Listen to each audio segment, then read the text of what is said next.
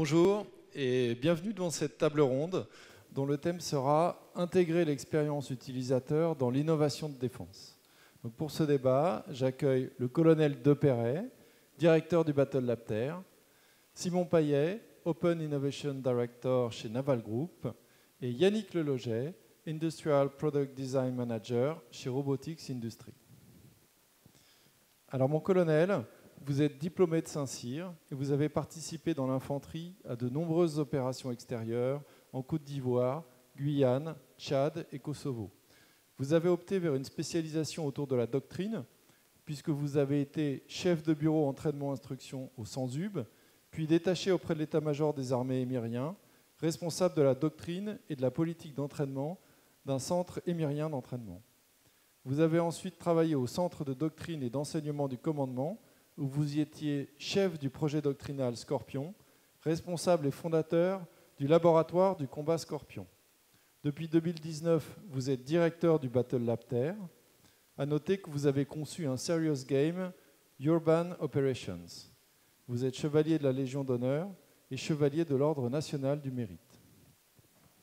Simon Payet, vous êtes diplômé de Kedge Business School et membre de l'Association française des communications et de l'électronique pour les armées. Vous avez commencé votre carrière chez Naval Group en 2007 à Brest comme responsable industriel d'offres, puis vous avez occupé des postes de responsable commercial, par exemple sur les marchés de modernisation du porte-avions Charles de Gaulle, puis sur les activités cybersécurité, digitalisation et innovation pour la direction service. En 2018, vous vous lancez dans l'aventure du Naval Innovation Hub, dispositif d'innovation de rupture de Naval Group, avec le rôle de Disruptive Innovation Manager. Toutes ces expériences vous permettent de devenir directeur Open Innovation en 2021, avec pour principale mission de consolider et fédérer des écosystèmes d'innovation au service de Naval Group et de ses partenaires. Yannick Leloget, vous avez un master en design industriel et processus de l'innovation. Vous avez travaillé 15 ans dans l'industrie automobile, dans des domaines industriels, puis recherche et développement. Par exemple, chez Renault Sport, où vous avez été manager prototype. Depuis quelques années, vous vous êtes dirigé vers la robotique en utilisant des méthodologies de développement axées autour de l'expérience utilisateur. Vous êtes actuellement Industrial Product Design Manager chez Robotics Industries.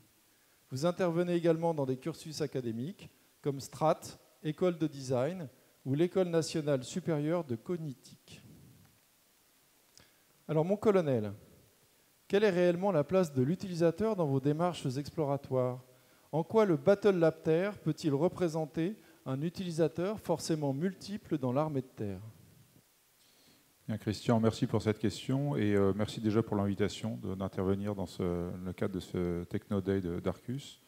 On a enfin l'occasion de se revoir et sans masque, en tout cas pour notre part. La question est assez vaste et je pourrais répondre de manière assez lapidaire en disant que dans toute la démarche du Battle Lab Terre, qui est toujours en cours de construction, et c'est heureux, l'opérationnel est au cœur. Mais une fois que j'ai dit ça, vous vous demandez forcément ce qui distingue cette démarche de la démarche programmatique habituelle, où heureusement l'opérationnel est au cœur de tout le développement, l'adaptation jusqu'à la fin de vie d'un programme d'armement. Quand on est dans la logique de l'innovation ouverte, je pense que le meilleur moyen d'illustrer la place de l'utilisateur, c'est de revenir sur l'acte fondateur du Battle Lab Terre, qui a été une séquence exploratoire, le terme exploratoire est important, qui s'est déroulée en mars 2019 pendant une semaine au centre d'entraînement aux actions en zone urbaine, le SANZUB à Sissonne, qui est familier à certains d'entre nous, où il s'agissait pendant 5 jours complets de travailler de manière ouverte, exploratoire, sur le terrain, sur les cas d'usage de la robotique lourde au profit des forces. Et la logique a été de proposer à des industriels qui ont accepté de jouer le jeu, de prêter leur concours à une démarche exploratoire en déroulant des scénarios tactiques, offensifs, défensifs, sous les ordres d'un chef de section de la force adverse du SANZUB, qui est quelqu'un qui est rompu à toutes les formes de combat dans les environnements complexes, mais qui n'est absolument pas formé à la robotique et à son usage.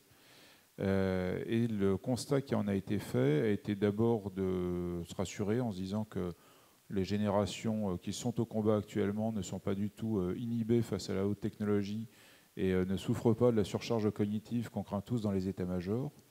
Et de manière un peu plus sérieuse sur la démarche, tous les gens qui ont participé à cette exploration étaient les gens qui d'habitude contribuent au travail en plateau qu'on fait dans la constitution d'un programme d'armement en état-major avec la Direction générale pour l'armement, les industriels, les états-majors. Mais ce qui était nouveau, c'est d'avoir tous ces gens sur le terrain, autour de robots utilisés dans un contexte opérationnel sur du court terme, c'est uniquement 5 jours, mais dans des déroulés de scénarios complets et non pas sur des choses très, très ciblées. Et puis surtout, de laisser les opérationnels du Sanzub utiliser les robots tels qu'ils l'imaginaient et construire au fur et à mesure une réflexion très opératoire sur quel type de technologie met le plus utile à quel moment de la manœuvre ou dans quel type d'environnement. Et confrontés à des choix tactiques, les industriels qui ont participé ont tous constaté l'intérêt de voir leurs objets leur échapper complètement et être tordus, être utilisés dans des cas d'usage qu'ils n'avaient pas imaginés, et du coup être beaucoup mieux guidés, beaucoup mieux comprendre le besoin opérationnel, évidemment en présence de la DGA, ce qui est nécessaire, des états-majors pour capter les retours des utilisateurs. Et donc la place de cette FORA, de la force adverse, était absolument centrale et elle est pour moi emblématique. Ce qui est emblématique dans la démarche du Battle Lab Terre, dans ces explorations, dans le cadre de l'innovation verte, c'est de limiter les filtres. Parce qu'on a l'habitude dans la démarche programmatique d'exprimer des besoins, de les faire recouper, filtrer, réinterpréter, traduire, ce qui constitue des filtres dans le temps et parfois entre ce que ressent le caporal qui va au final utiliser la solution et l'industriel qui la développe et toute la chaîne qui tourne autour de ces objets. Donc cette logique de limiter les filtres, elle commence par un premier élément qui est de ne pas idéaliser l'utilisateur.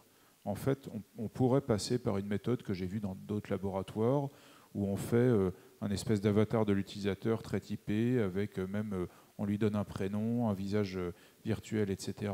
Et les développeurs essaient de répondre aux besoins de cet utilisateur, cet avatar.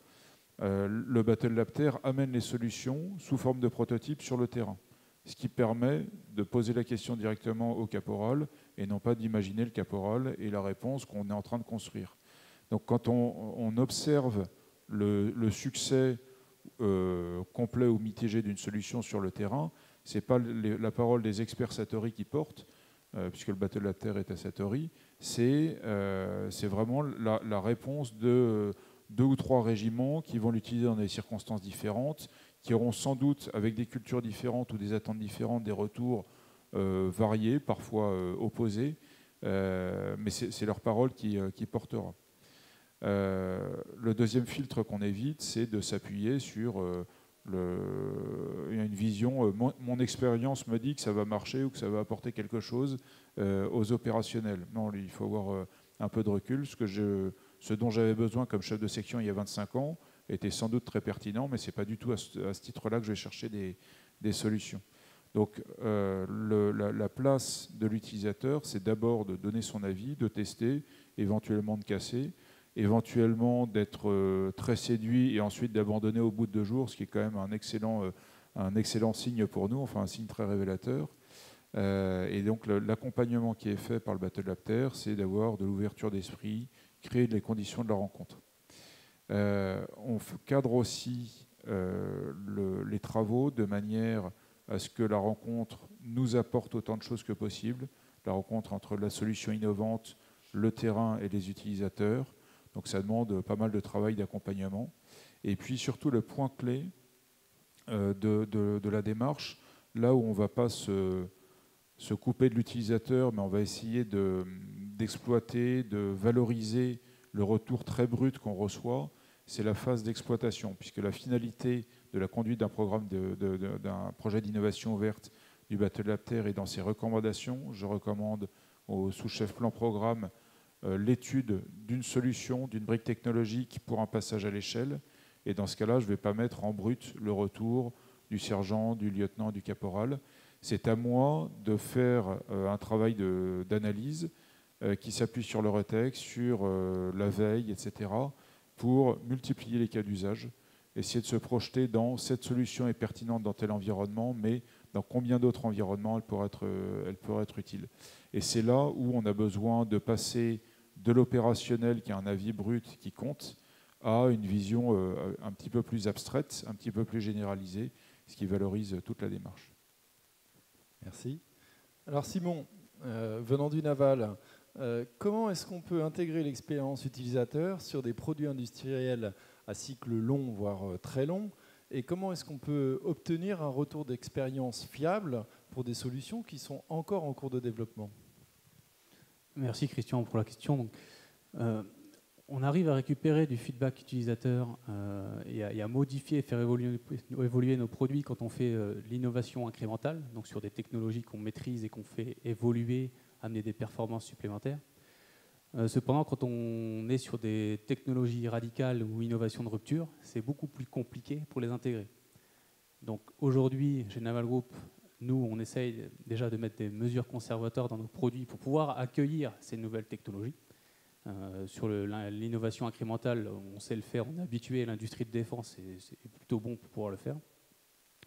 Et la deuxième chose, c'est que pour intégrer ces innovations, on a pris le parti pris finalement de les tester en amont sur les bâtiments qu'on a notamment avec la marine française et donc d'intégrer certaines fonctions sur ces bâtiments pour que la marine, entre guillemets, puisse jouer avec, les tester, comme l'a dit le colonel, les casser, pour pouvoir récupérer ce feedback et pour pouvoir faire évoluer nos produits et nos solutions que nous mettons à bord avec nos partenaires.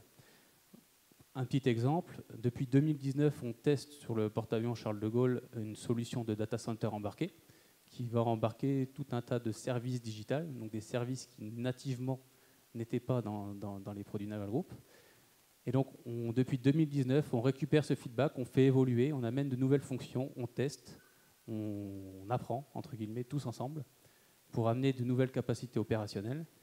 Et le fruit de tout ça sera l'intégration industrielle de ce data center dans les frégates, dites les frégates FDI, qui arriveront en 2023 dans la marine française. Donc elles seront directement pourvues de ce data center et également de fonctions supplémentaires qu'on est en train de tester également avec la marine, qui sont notre système de cybersécurité embarqué et également un système de maintenance intelligente pour piloter le navire plus efficacement et anticiper la maintenance. Alors Yannick, à l'opposé du spectre, dans une start-up, est-ce qu'il est facile d'avoir accès à l'utilisateur final, en particulier dans le domaine de la défense? Et quel type d'utilisateur souhaitez-vous avoir? Des utilisateurs finaux ou des experts? Merci déjà pour l'invitation. Donc en fait, je dirais que pour une PME, l'accès aux opérationnels, quelquefois, n'est pas trop un problème. En fait, la difficulté ou les difficultés seraient plus la réactivité, la représentativité. L'expérience utilisateur, c'est une nouvelle façon de créer les objets, c'est-à-dire qu'en fait, on crée déjà un métaproduit, on le met dans les mains d'un utilisateur, il l'essaie, il critique, il dépouille, il regarde tout ce qui ne va pas, et on réagit très rapidement derrière en faisant des corrections pour effectivement l'améliorer. Ce qu'il y a, c'est qu'effectivement, il faut être hyper réactif pour pouvoir faire ces boucles de façon très courte.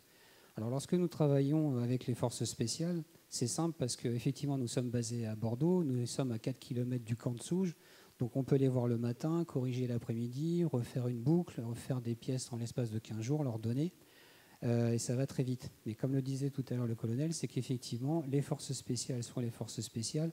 Avons-nous bien les bons interlocuteurs qui correspondent aux différents cas d'usage pour ce produit? C'est pour ça qu'effectivement, le fait d'être en contact depuis peu avec le Battle Lab va nous rassurer sur ce point en nous permettant d'agrandir le spectre et effectivement d'avoir des cas d'usage avec une bonne représentativité de l'utilisateur. Maintenant, pour la réactivité, on l'a signalé tout à l'heure, on est dans des métiers avec des produits innovants, c'est-à-dire que même si je passe beaucoup de temps à dessiner des scénarios, à imaginer des choses, C'est lorsqu'on met le produit dans les mains de l'utilisateur que d'un seul coup, il va faire carrément quelque chose de tout à fait différent. Un drone, c'est déjà arrivé, on a mis une caméra dessus. La première question, c'est on peut mettre des petites munitions, on peut mettre des trucs comme ceci, comme cela. Et là, c'est là où il faut être très réactif parce qu'il faut rebondir sur le sujet, redessiner les pièces, les refaire et les remettre, refaire une autre proposition en fait. Et aussi, ce qu'il faut bien voir, et c'est là où quelquefois on peut avoir un peu plus de difficultés avec des grands groupes structurés, c'est qu'on est face à des métiers donc, où les technos évoluent tout le temps. C'est-à-dire qu'une carte électronique qui est grande comme ça, la semaine d'après, l'électronicien il vient puis il fait en fait maintenant elle est comme ça, la caméra elle a changé. Donc si on fait du design qui consiste à dire on attend que tout soit figé pour le faire le produit, ça ne marche pas. C'est pour ça que pour ma part, je commence dès le début et je fais tout le process avec tout le monde. Donc effectivement, c'est pour ça qu'il faut être réactif et représentatif. Alors mon colonel, une fois qu'on a nos utilisateurs, quelles sont les sources de ces utilisateurs qui sont le plus à même de provoquer l'identification de solutions innovantes? Est-ce que ce sont les irritants, le retour d'expérience ou l'analyse des solutions susceptibles de nous être opposées à l'avenir? Alors, d'où viennent les idées d'innovation? C'est très souvent la question qu'on commence par me poser. Est-ce qu'on a des canaux? Est-ce qu'on a une boîte aux lettres, une boîte à idées, etc. Les sources sont multiples, elles sont presque infinies. Je pourrais commencer par une vision très synthétique avec deux axes principaux d'inspiration pour l'innovation. C'est d'abord la hantise d'être dépassé technologiquement sur le terrain par des gens qui n'hésitent pas à utiliser la haute technologie, haut de spectre, avec de l'armement lourd ou bas de spectre, des solutions venant du commerce et militarisées contre nous, et le fait de permettre à nos soldats d'avoir toujours, pas forcément un temps d'avance, mais de ne pas être surpris par une solution adverse. Donc c'est malheureux, mais le premier moteur, la première incitation à l'innovation, c'est en réaction face à l'inventivité sans fin de nos adversaires. Le deuxième vecteur d'innovation, c'est de répondre à la frustration de nos soldats, dans le domaine technologique, s'entend, des soldats qui ont l'habitude d'utiliser des moyens de haute technologie à la maison, dans la vie courante, de voyager de manière un peu plus sûre, un peu plus intelligente, de partager des informations en permanence, ce qui est quand même le cœur du métier quand on est en opération. Et quand on connaît les limitations, évidemment pour des raisons louables, des moyens de communication, d'échange d'informations, d'échange de perceptions sur le terrain, pour éviter les immanquables stratégies de contournement, la meilleure solution est d'accompagner le besoin d'innovation en essayant de trouver aussi rapidement que possible des solutions robustes qui vont permettre les partages d'informations, la modélisation, etc. Donc on a ces deux aspects, frustration et réponse à une menace. Pour aller un peu plus en détail, je m'inspire avec une petite section de veille interne, déjà de toute la veille qui est générée par le ministère et par l'industrie. Les supports de veille du J4, par exemple, m'offrent déjà pas mal de solutions. Donc on va commencer par ces sources d'inspiration. Ensuite, évidemment, je vais m'appuyer sur le retour d'expérience qui vient de manière institutionnelle par le ministère.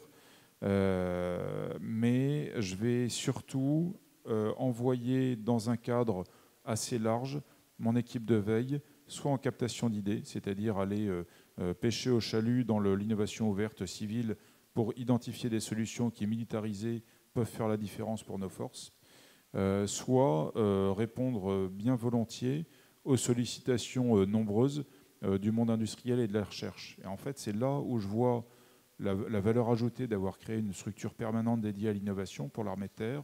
C'est quand j'étais dans mes responsabilités précédentes que vous avez rappelées au laboratoire du combat Scorpion, beaucoup de gens étaient fascinés par le combat collaboratif, par l'apport des technologies, et m'appelaient en disant j'ai une solution que je suis en train de développer, est-ce qu'on peut en parler? On en parle tout le temps que vous voulez, mais je n'ai aucun moyen d'accompagner votre idée. Là maintenant, avec le Battle Lab Terre, on peut. Ce qui fait que quand Arcus m'appelle pour me demander de réfléchir ensemble à une solution sur la robotique, je peux consacrer du temps. Et c'est déjà une innovation en soi. Donc ça fait partie des sources, des idées qui me sont poussées. Et puis évidemment, il y a une inventivité immense dans le monde de l'armée de terre. Et donc on est très souvent poussé par de l'innovation, des solutions d'innovation ou des idées d'innovation qui viennent en interne par ce qu'on appelle l'innovation participative. Donc ça fait partie des sources. On évite de faire trop d'analyse de besoins parce que c'est un système qui fonctionne déjà très bien et ce n'est pas ce pourquoi a été créé le Battle Lab Terre. En revanche, l'approche du Battle Lab Terre va de travailler avec méthode à partir du moment où on a une idée. Quand on a une idée, on est très en amont d'une expression de besoin, qui est le cadre qu'il faut pour faire travailler une équipe de programme. Quand on a une idée, il faut savoir comment l'aborder, jusqu'où aller, jusqu'où ne pas aller. Et donc il y a tout un cadre à donner. Là, c'est une méthode un peu particulière qu'on est toujours en train de construire depuis la jeunesse du Battle Lab Terre. On travaille beaucoup par étude de scénario. Le Serious Gaming dont vous avez parlé est un support remarquable pour confronter les idées, voir des choses en les modélisant de manière très pragmatique sur des cartes avant d'aller sur le terrain, se confronter à des perceptions très différentes. C'est ça qui nous éclaire parce qu'on a besoin d'exploiter au mieux les temps sur le terrain. Et donc il y a tout un travail de préparation qui doit être fait en amont pour identifier toutes les questions auxquelles il faudra répondre au final dans les recommandations. Et dans la méthode, une fois qu'on a élaboré des scénarios pour voir que tester sur le terrain, sur quoi s'éclairer, ce que je demande à mes équipes, pour bien utiliser à fond les sources d'inspiration, c'est d'avoir de la curiosité. C'est-à-dire que souvent, un innovateur ou quelqu'un qui est en recherche de solutions arrivera avec une vision un peu canalisée pour répondre à son besoin. Et l'important pour moi est d'essayer d'élargir au maximum, essayer de voir si une solution peut répondre à différents besoins ou réfléchir par des et si c'était couplé à une autre solution, etc. Ensuite, dans la recherche d'idées d'innovation, c'est d'abord tout ce qu'on n'a pas encore essayé.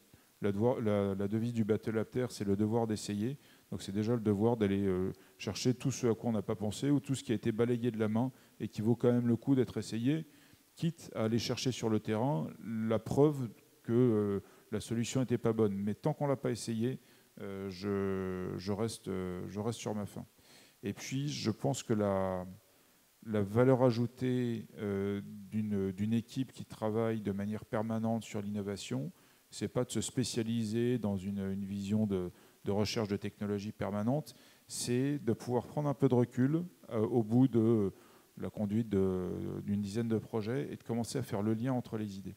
Donc on part de sources brutes qui ont de la valeur en soi, mais là où on va pouvoir démultiplier la capacité d'innovation, c'est quand on commence à faire le lien entre les idées, à se dire que le platooning est un objet essentiel pour la robotique. Pourquoi ? C'est parce qu'on a travaillé dessus, qu'on ne va pas parler de système automatisé sans essayer de trouver des systèmes de conduite de systèmes automatisés sans les mains, parce qu'on doit débarrasser l'utilisateur, l'opérationnel, de ce qui l'encombre, une interface, etc.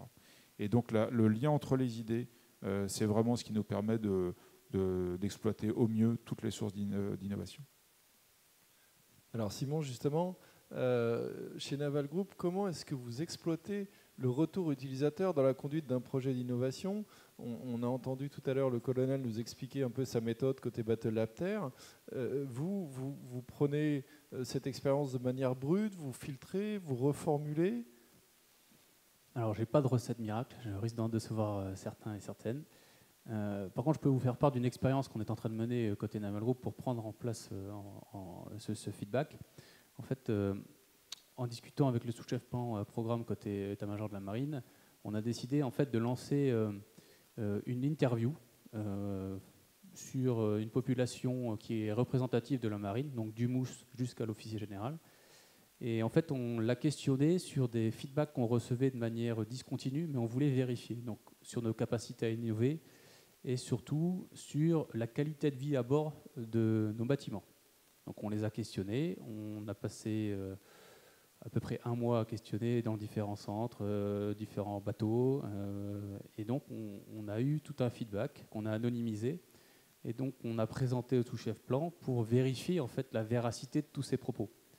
Et donc, le sous-chef plan nous a dit, oui, bon, 99,9%, c'est exactement ce que pense la marine de Naval Group. Et donc, avec lui, on a décidé d'instruire un dossier qui est la qualité de vie à bord, parce qu'ils ont des soucis d'attractivité pour les jeunes marins, ce genre de choses. Et donc, on a lancé conjointement une task force marine, Naval Group et DGA, pour réfléchir à qu'est-ce que pourrait être la cabine, l'emménagement du futur, pour permettre à ces marins de se reposer, d'être bien mentalement, pour mieux opérer le système bateau et pour mieux faire la guerre en cas de problème. Et donc on a monté une série de groupes de travail dans les dispositifs d'innovation de Naval Group, les labs, donc avec différents interlocuteurs côté marine, donc aussi bien les gens des commandos marines, donc le FUSCOLAB, des gens avec du lab du SLM, des gens de l'état-major de la marine, des OSEM.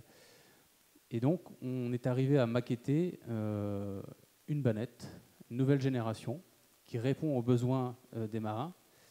Et donc, on va prototyper cette maquette, mais quand je dis prototyper, c'est une maquette fonctionnelle, c'est-à-dire qu'on ne cherche pas à ce qu'elle soit belle, mais qu'on teste les vraies fonctions. Donc, on va faire ça en moins de 4 mois. Et donc, l'objectif, c'est ensuite d'aller dans les différents centres marines en France et d'aller tester en fait, cette bannette au plus près des utilisateurs pour vraiment comprendre que le marchepied est au bon endroit, que la lumière est au bon endroit, qu'il faut bien ce truc au bon endroit pour pouvoir récupérer le maximum de feedback et pouvoir en fait maqueter, prototyper cette fiche d'expression de besoin qui arrivera dans les futures années, mais on aura déjà gagné du temps, entre guillemets, parce qu'on aura récupéré ce feedback. Donc c'est une méthode qu'on est en train de tester. L'objectif, c'est un peu de la généraliser. Après, on ne va pas pouvoir l'utiliser pour toutes les problématiques. Ce sera spécifique à un type de problématique. Mais ce sont les nouvelles méthodes qu'on essaye de mettre en place, de travail collaboratif et de prise en compte du feedback utilisateur côté Naval Group. Alors Yannick, c'est un petit peu la question parallèle à celle de tout à l'heure. Simon, chez Naval Group, il peut aller faire le tour des centres de marine. Quand on est une start-up, c'est pareil. Comment on fait pour mettre en œuvre ce genre de méthodologie ?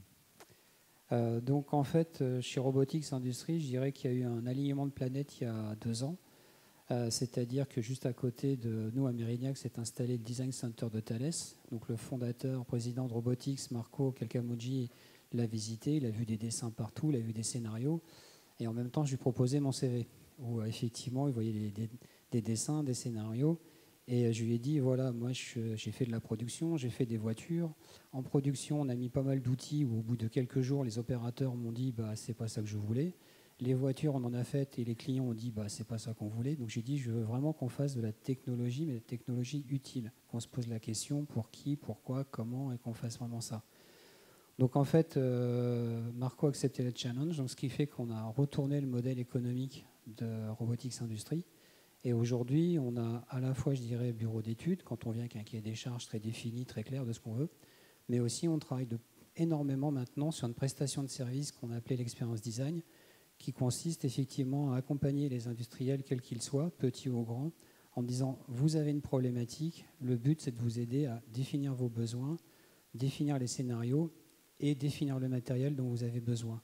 Si c'est de la mécanique simple, ça sera de la mécanique simple. Si c'est un peu plus évolué, ce sera de la cobotique. Si c'est de la robotique et autres, mais vraiment que ça corresponde à votre besoin. » Et donc en fait, cette prestation, maintenant on l'utilise énormément. Les sujets, on en a plein. Tant mieux, ils sont très variés. Et c'est devenu maintenant le fondement de Robotics. Donc on peut mettre cette méthodologie au service de la technologie avec le maître mot que j'adore, c'est le design global. Je précise que cette méthode a été utilisée par Arcus sur un projet qu'on présente dans un des ateliers. Exact. Alors, on a fait le tour des questions qu'on souhaitait aborder dans cette table ronde. Messieurs, je vous remercie beaucoup pour votre participation. Au revoir.